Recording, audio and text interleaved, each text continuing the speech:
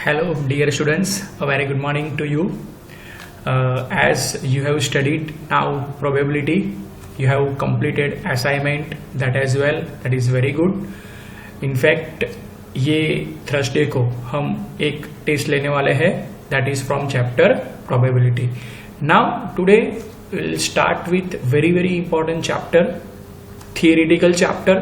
That is very easy to learn. केवल कुछ things याद रखनी है. Axioms and postulates. Chapter number 5. Today we are starting with very important part is the geometrical part, theoretical base. Fine. The title of chapter is Euclid's Geometry.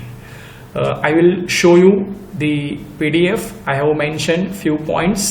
Meanwhile, we will discuss in the board as well. Fine. Let's start. Chapter number 5, Euclid's Geometry. First of all, let we understand what we mean by Euclid's Geometry. Euclid एक scientist था. उन्होंने geometry के बारे में बताया था.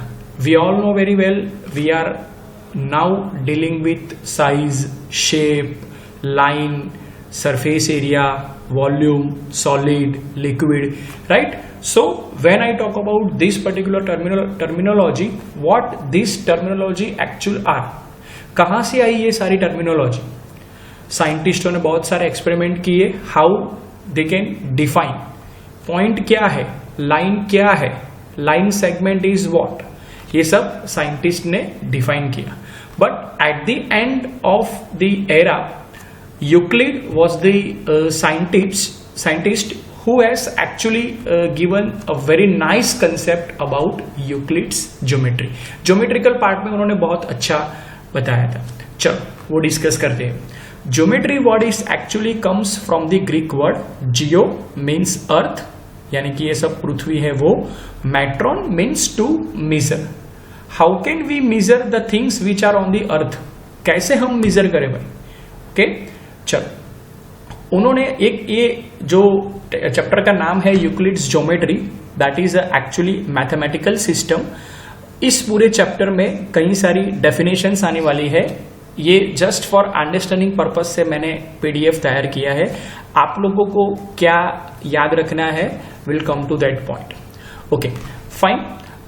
Euclid gave us an exceptional idea regarding the basic concept of geometry.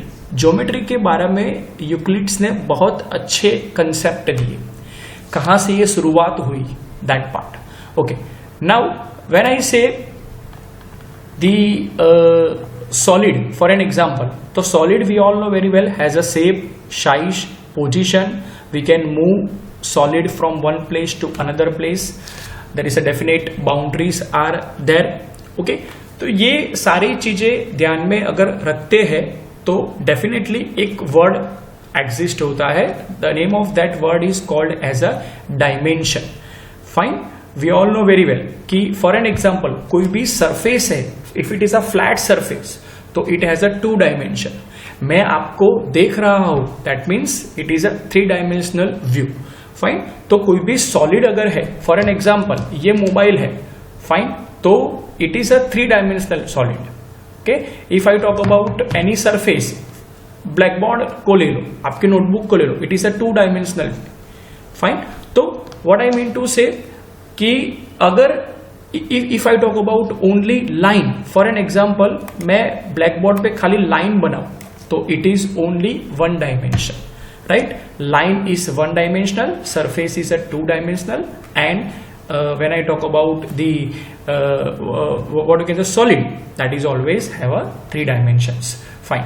Euclid ने ये सब स्टडी किया और 23 नई डेफिनेशंस लाई. कुछ मैं आपके सामने रखने जा रहा हूं जहां से एक्चुअली ज्योमेट्री की शुरुआत हुई थी. डियर स्टूडेंट्स, ये भी याद रखना नहीं है, but this is a fundamentals of this chapter. Okay, हमें तो 2 ही चीजें याद रखनी है. One is axiom, another is postulate. Fine. Axioms and postulates we will discuss later on. पहले ये 23 डेफिनेशन में से कहां से शुरुआत हुई वो हम अभी डिस्कस करने जा रहे हैं. चलो, number 1 is line is endless length. कोई भी लाइन ले लो, राइट, उनका कोई अंत है नहीं. It is endless. Okay, a point has no dimension, कोई भी मैं पॉइंट करूं पॉइंट तो it has no any dimension, यानी कि उसको कोई लेंथ भी नहीं है, ब्रेड्थ भी नहीं है और विड्थ भी नहीं है।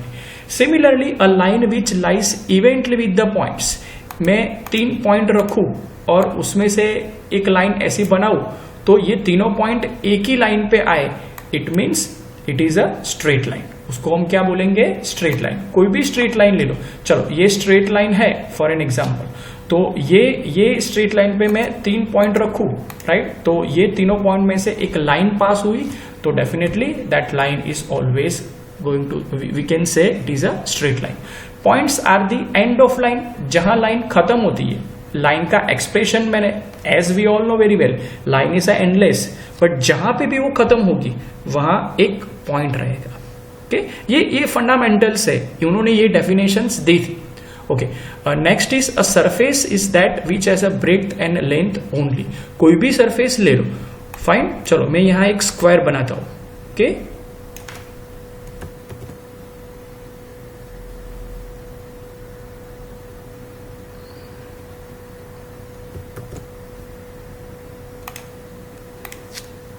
स्क्वायर बनाते हैं, तो if I talk about square, definitely it is a surface, उसको लेंथ भी है एंड उसको विड्थ भी है, fine. Next is a plane surface is a surface which lies evenly with straight line on itself. Plane surface जो भी है ये प्लेन सरफेस है, तो ऑफ कोर्स ये लाइंस ही तो है वैसे, फाइन।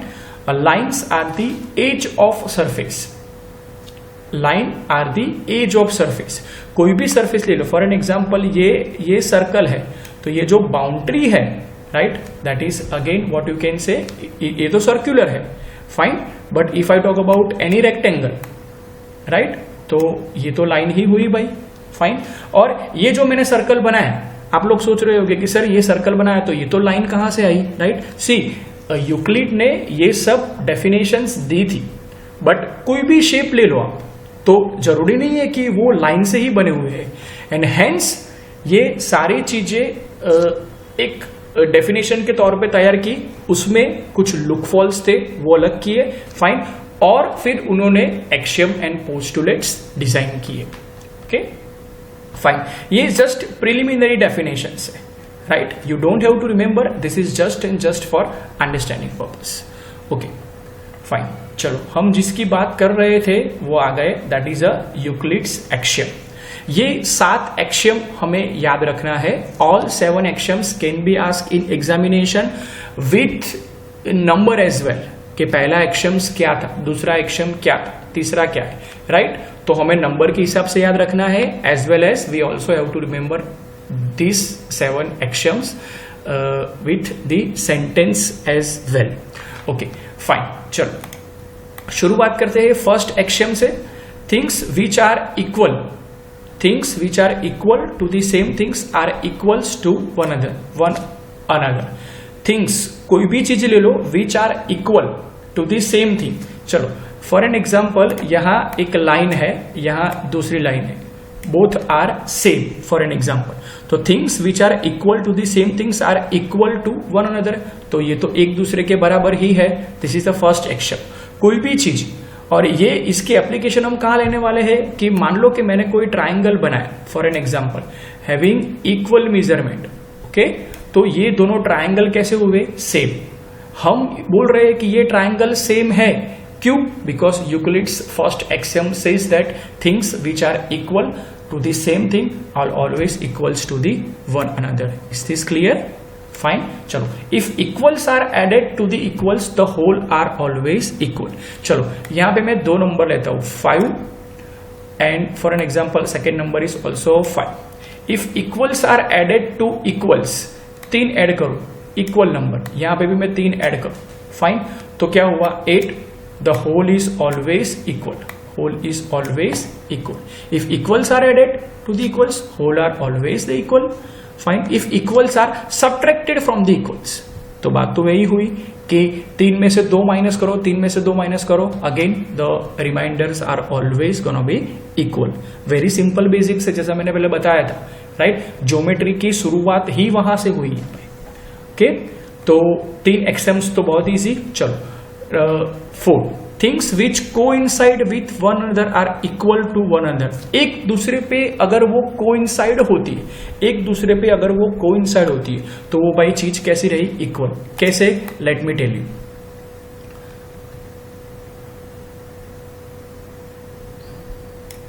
फॉर एन एग्जाम्पल, ये एक लाइन है, जस्ट अ सेकेंड।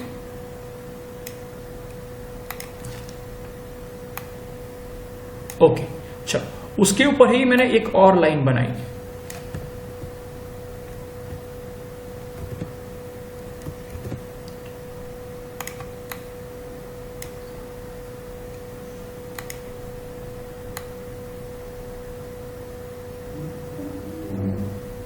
फाइन। तो क्या होगा कि अगर दोनों लाइन सेम है तो ऑफकोर्स वो एक दूसरे पे कोइंसाइड होगी ही होगी भाई, definitely. The whole is greater than a part.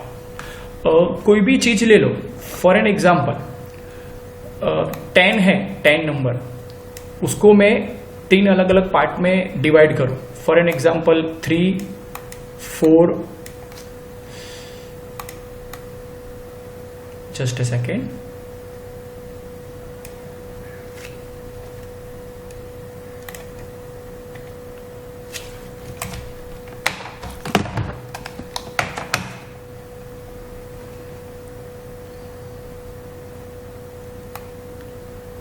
3, 4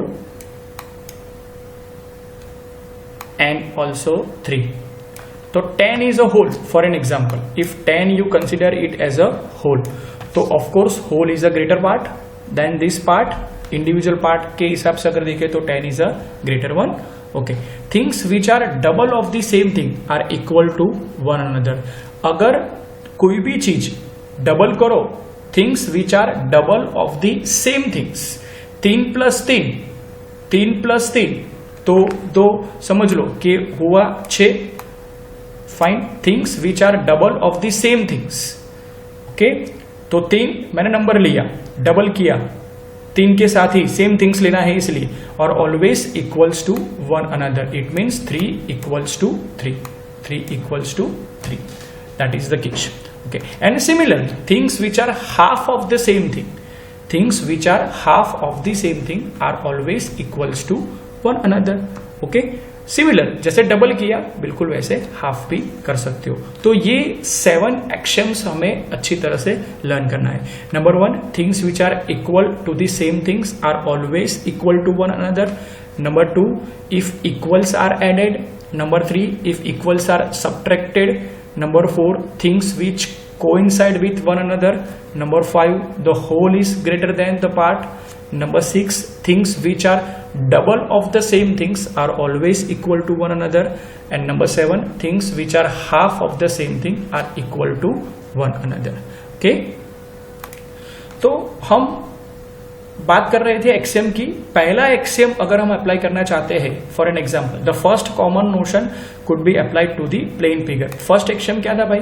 things which are equal to the same things. जैसा मैंने आपको बताया था ट्राइंगल का एग्जांपल लेके, बिल्कुल वही आने वाला है। देखो, if an area of triangle equals to the area of rectangle, area surface area I am talking about, तो area of triangle is equal to the area of rectangle. Fine. And the area of rectangle equals to that of area of square. Triangle का area rectangle के बराबर है, rectangle का area square के बराबर है। तो इट मीन्स व्हाट कि स्क्वायर का एरिया और ट्राइंगल का एरिया कैसा होगा? सेम। कैसा होगा? Same. Means we can compare it. Okay, so area of triangle also equals to area of square. Next is very important part, magnitude of same kind can be compared and added. ये देखो magnitude, जैसे हमने second और third action में देखा कि equals add कर रहे हो तो whole again becomes equal, equals minus कर रहे हो तो again a whole becomes equal. Okay, fine. Fourth axiom जो है थिंग्स विच कोइंसाइड, तो डेफिनेटली सीधी सी बात है कि अगर 2 थिंग्स आइडेंटिकल है तो definitely they like to coincide on each other and definitely they are the same one, वो इक्वल्स रहते हैं। ओके, चलो एक्सियम 5 कुछ कह रहा है the whole is greater than a part. जैसा मैंने आपको बताया कि कोई भी होल को 3 पार्ट में डिवाइड करो तो definitely whole is always a greater than a part. कैसे, देखो यहाँ एबीसी का एग्जांपल लिया है। For an example, if quantity B is a part of another quantity A, quantity B is part of another quantity A, then A can be written as a sum of B and some third quantity of C. If I talk about 10, so 10 means what? 3 plus 4 plus 3. So 10 is always greater than 3. So A equal to B plus C, यानी कि 10 equals to 3 plus 4 plus 3. Okay, so it means A is greater than B. यहाँ पे A अगर ले लो 10, तो 10 is always greater than a B, C and T. Very simple, fine. तो ये discussion हमने किया आज एक्सियम्स के बारे में। फाइन, नेक्स्ट लेक्चर में हम डिस्कस करेंगे पोस्टुलेट के बारे में। Okay, thank you.